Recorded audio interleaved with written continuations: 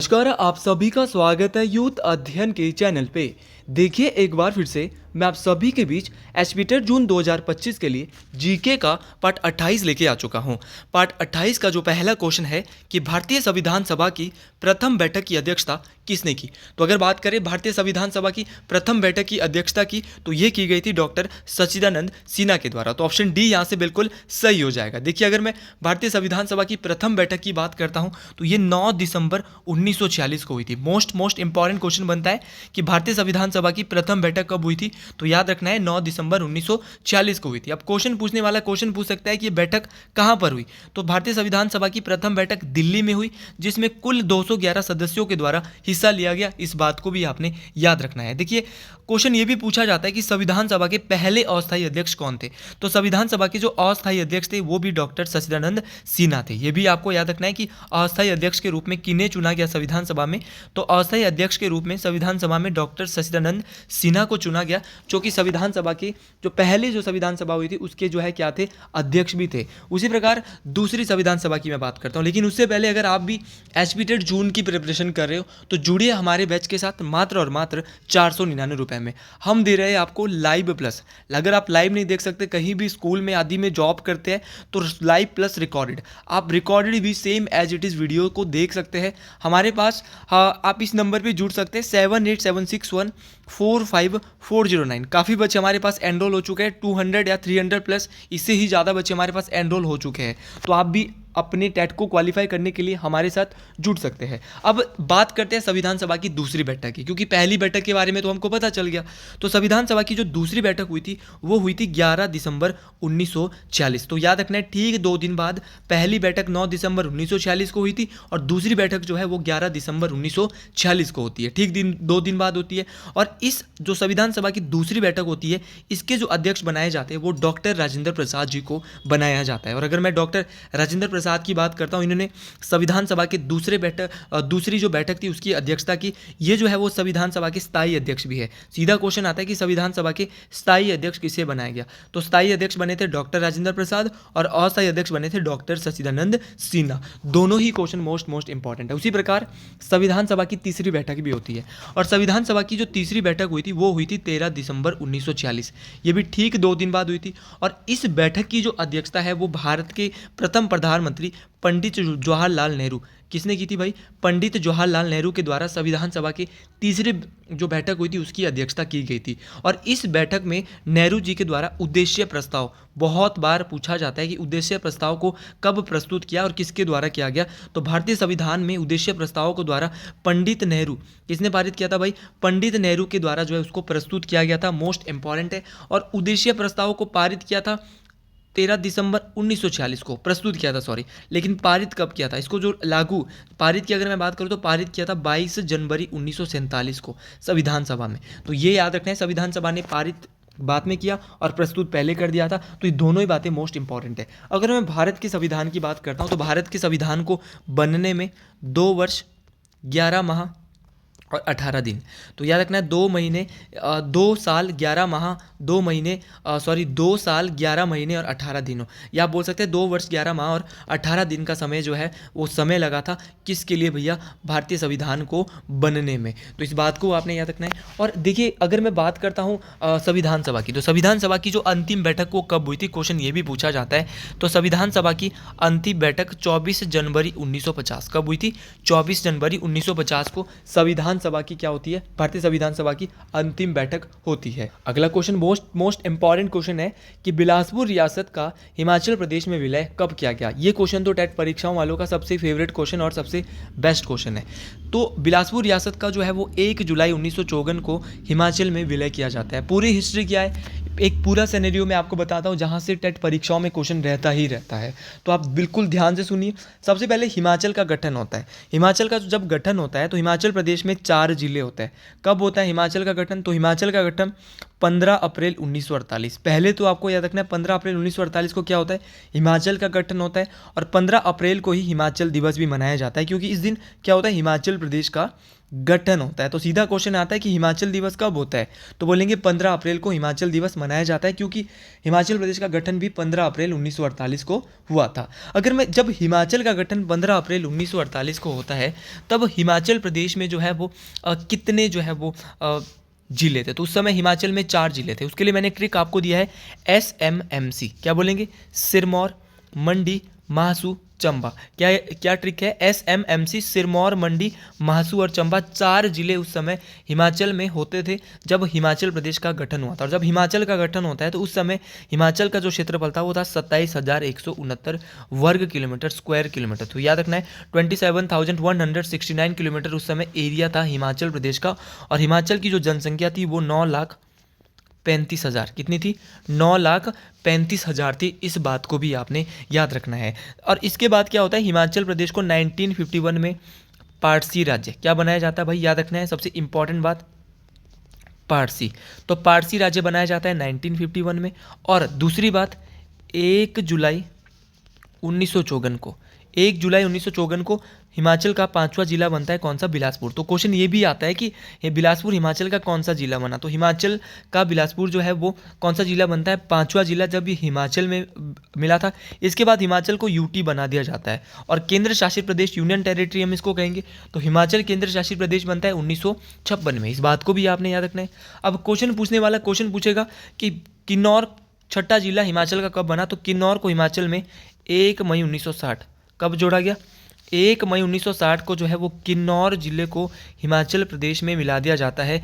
इस बात को आपने याद रखना है। और याद रखना है कब, और ये हिमाचल का 6ठा जिला बनता है। इसके बाद 1 नवंबर 1966 को पंजाब का पुनर्गठन होता है और पंजाब का बहुत सारा एरिया जो है वो शिमला में मिला लिया जाता है। तो 1 नवंबर 1966 को जो है, याद रखना, 1966 को विशाल हिमाचल, क्या बोलते हैं भैया, विशाल हिमाचल का निर्माण कब हुआ, तो विशाल हिमाचल का निर्माण होता है 1 नवंबर 1966 को। और तत्पश्चात 1971 को हिमाचल प्रदेश को पूर्ण राज्य का कब मिलता है, एग्जैक्ट बोलूँ तो 25 जनवरी 1971 को हिमाचल को पूर्ण राज्य का दर्जा मिलता है और हिमाचल भारत का 18वां राज्य बनकर उभरता है।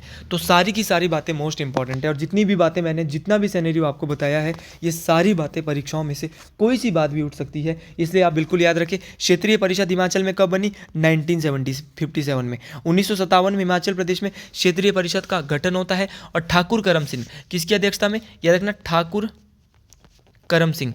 तो ठाकुर करम सिंह की अध्यक्षता में हिमाचल में क्षेत्रीय परिषद की क्या होती है, स्थापना होती है, क्षेत्रीय परिषद बनी थी। इस बात को आपने याद रखना है। अगला क्वेश्चन बोल रहा है कि पूर्वी पंजाब सरकार का मुख्यालय शिमला में कब तक था। कुछ ऐसे क्वेश्चन पेपर को टफ करने के लिए डाल दिए जाते हैं। तो पूर्वी पंजाब सरकार का जो मुख्यालय, मैंने आपको अभी बोला कि विशाल हिमाचल का निर्माण क्यों हुआ, क्योंकि पंजाब का पुनर्गठन 1 नवंबर 1966 को हुआ और पंजाब का बहुत सा हिस्सा हिमाचल प्रदेश में मिला दिया जाता है। तो शिमला जो है वो, शिमला में जो इसका जो हेडक्वार्टर था वो कब तक था, तो याद रखना 1966 तक था। उसी प्रकार अगर मैं बात करता हूँ जो पंजाब का उस समय हाई कोर्ट भी वो भी शिमला में हुआ करता था, लेकिन वर्तमान में जो पंजाब का जो हाई कोर्ट है वो कहाँ पर है, पंजाब और हरियाणा का जो हाई कोर्ट है वो चंडीगढ़ हाई कोर्ट है। तो पंजाब और हरियाणा का हाई कोर्ट और जो कैपिटल है वो कहाँ पर है, चंडीगढ़ में। इस बात को आपने याद रखना है। और हिमाचल प्रदेश का जो हाई कोर्ट है वो कहाँ पर है, शिमला में है। तो इस सारी बातें आपको पता होनी चाहिए। क्वेश्चन कोई सा भी पूछ सकता है। जैसे कि हम अगर Himachal Pradesh HP high court की बात करते हैं तो हिमाचल हाई कोर्ट की जो स्थापना है वो कब हुई थी, तो हिमाचल हाई कोर्ट की स्थापना 1971 में होती है। और हिमाचल हाई कोर्ट जो है वो कहाँ पर है, तो हिमाचल हाई कोर्ट की बात करें तो हिमाचल हाई कोर्ट आपके शिमला में स्थित है। इस बात को भी आपने याद रखना है। हिमाचल हाई कोर्ट कहाँ पर है, शिमला में है। अब जो हिमाचल हाई कोर्ट के जो मुख्य न्यायाधीश है वो अभी नए बने हैं, तो टेट परीक्षा में ये क्वेश्चन बन सकता है और चांसेस पूरे है।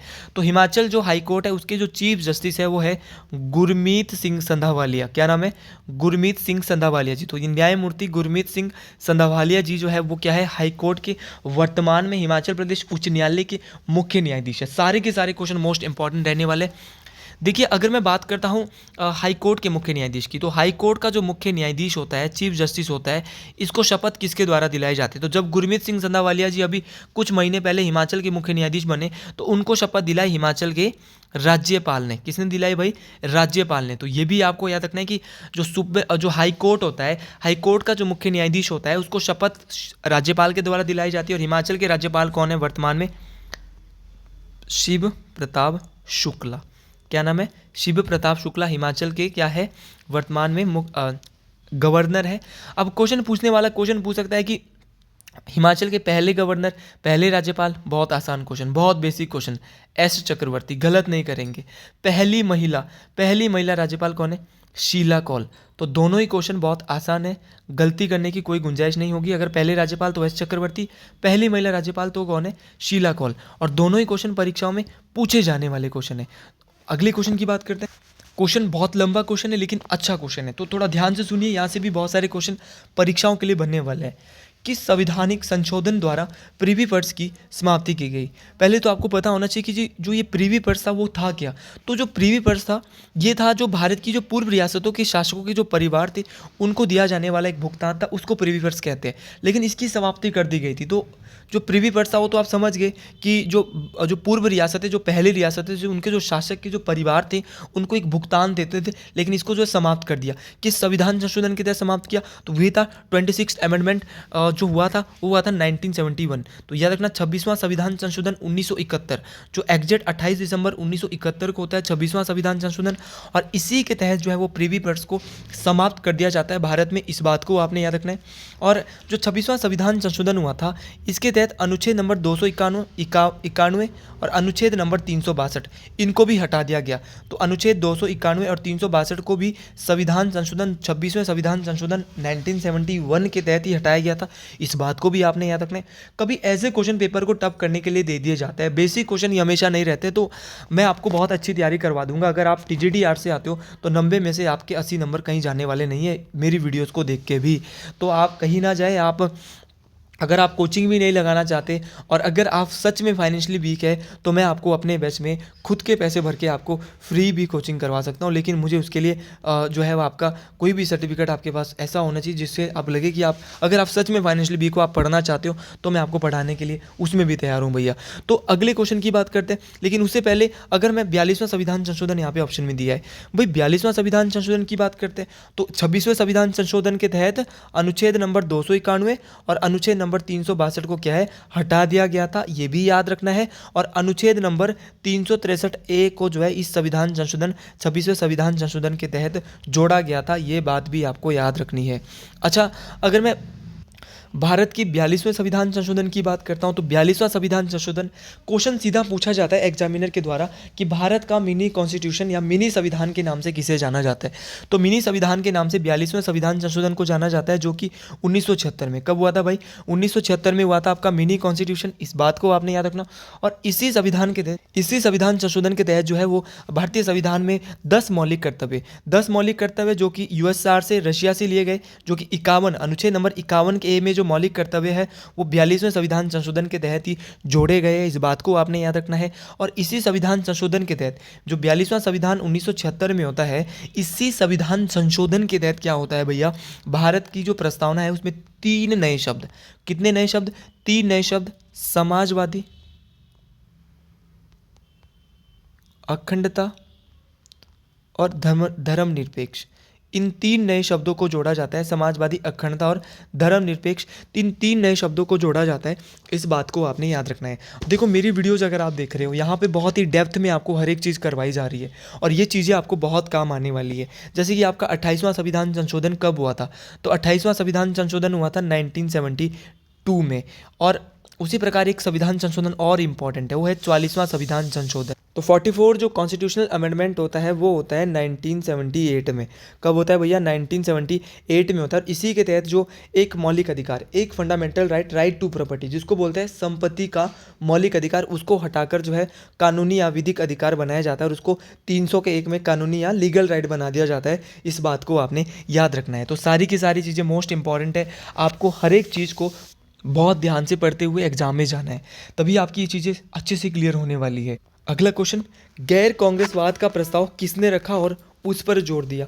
तो अगर मैं गैर कांग्रेसवाद के प्रस्ताव की बात करता हूं तो ये राम मनोहर लोहिया जी, किसके द्वारा भैया, राम मनोहर लोहिया जी के द्वारा जो है वो गैर कांग्रेसवाद का जो प्रस्ताव है उसको रखा जाता है और उस पर जोर दिया जाता है। देखिए, अगर राम मनोहर लोहिया की बात होती है तो इनके साथ आप जयप्रकाश नारायण और आचार्य नरेंद्र देव की भी बात होती है।